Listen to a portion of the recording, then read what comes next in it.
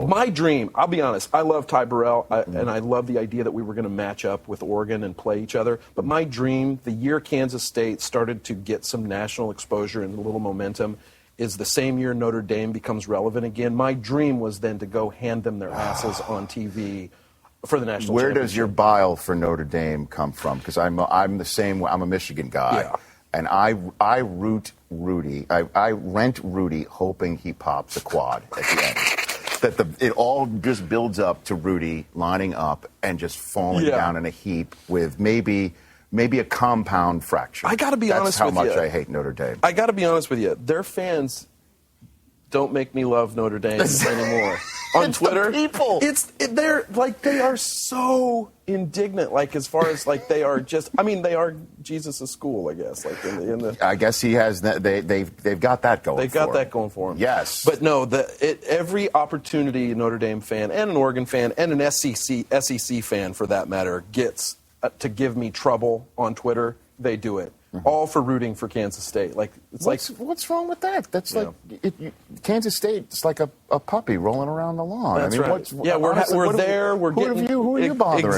Exactly. Well, we certainly in the nation's heartland and trying to beat up on some people.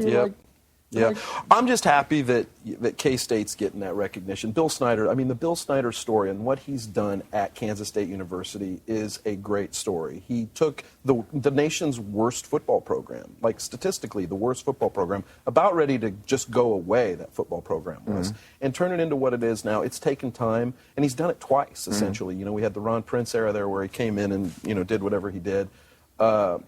And Bill did it again. It's a great institution. It's a great school. And Colin Klein this year, he's a great athlete. Of course, that's great. I mean, and as you pointed out, you got a BCS future maybe in front of you. At least you got that going. But it seems like everybody, like as soon as we lost, everybody was like, "Well, it was gonna happen." It's like everybody's so ready to jump on that we're just, pretenders or whatever, and no one accounts for, all schools start somewhere and get to a place. You can't have built-in history. This is why, Eric, that portion of the sport needs a playoff more than anything else. Yes. Because everybody thinks your team is ruining a potential national championship game, that you're not for real. Right. You're going to sneak in, and the one chance that this country gets to sit down and find out who's going to win and who's going to lose and who's better, who's not, based on what goes on the field, is ruined because you are not going to hold this thing up to a standard against someone like Alabama or whatever. Play it off. Play it off. Go ahead. You go beat some people, and folks aren't going to care that you're there. And that's what I've said, which gets into my love of the game of football. Football is 11 guys battling each other individually. And if the team has 11 guys beat all 11 guys on a play, they're going to win that play in that moment. That's what I love about the game of football. So until these two teams get on a field and play, you can say what you want, but there's a reasonable chance that 9 guys on Kansas State will win those individual battles on more plays than Alabama or Oregon, thusly beating you in the game of football. Any given Saturday, any given Sunday, any given, and that's what's so great. And the NFL is a way in which you can get better or not in just 1 year's time, which is another I love reason that whole conversation. Spurrier said, that Alabama could beat an NFL team. That cracked me. I don't think that's true. It's not true. It's not where true. the game would be lost? Right in the trenches. Defensive line in an NFL against an O-line of a college football team, vice versa, handled. One of my favorite stories that Marshall Faulk tells of his vast playing career was being on the team when Peyton Manning was a rookie quarterback. Peyton Manning coming in, he was as heralded as anybody could be, threw 28 interceptions in his career, in his first season there. And he said for the first half of him, Peyton Manning would come off the field and say the same thing to Marshall Faulk, which was, I didn't think he could get there. And finally, Marshall halfway through said, Peyton, it's the NFL. Everybody can get there. Can get there now. It just showed you the difference between the levels. And Peyton Manning's on the Mount Rushmore of the National Football League right now. You know what I mean? And it's incredible. While we're on the subject of college football, I do have to bring up this piece of video that my stellar producers unearthed. Go Cats! Oh, my gosh. Go Cats! Yes. That's Cats. you. Go Cats! Go! On the end of Northwestern Stadium. Purple! Brown! Go Cats! Oh, my gosh, yes. Go, cats, go, cats. Boom. Okay, all right. So now you're just Sounds being like jerks. No. So this is you doing. The top running back Starnell in the nation. Autry. This is his locker. This is where he keeps his pads, his helmet, his shoes. Hey, how's it going, Darnell? Let's go. Hey, nice play down there. This is fantastic. What kind of shampoo does he use? What are we looking at here? I can't Well, this find it. is my first job ever as a professional actor. I just graduated from college at Kansas State University. Yeah. I went to, this was the first audition I ever went on, believe it or not, Rich. This is a true story. And it's the first audition I ever went on. And they said, we want you to be this crazed fan for Northwestern University. Like, okay, purple Wildcats, this kind of comes natural. Right. So I walk into the audition, and the director was there because it was like, you know, kind of low budget thing, and he says, "You mind popping off your shirt?" and I looked at him and I said, "It's true then?" And he goes, "What's true?" I said, "The casting couch really exists. Like we're going to do this right now. Like, because I'm not comfortable. I don't know if I can do that." Anyway, I got the part, and then I improvised all that. You know, I just got to spend like 3 days with Gary Barnett, the players, painted purple, improvising, and just being a fan of college football. Then that turned in, the NCAA saw that and decided to turn that into a whole campaign. Mm-hmm. And then the next year I was Joe Football for college football. Yeah. Was painted red and blue, and then I did like 20-some commercials for them. Fantastic. And now you're winning Emmy Awards. Yeah. Best actor That's how in you comedy. do it. You start off getting roll brushed with purple paint on the streets of Chicago while people are taking pictures of you like you're an elephant in a zoo. Right. And then you win an Emmy. So when kids come up and ask you how do you do it, I tell them, take a knee. Let me explain.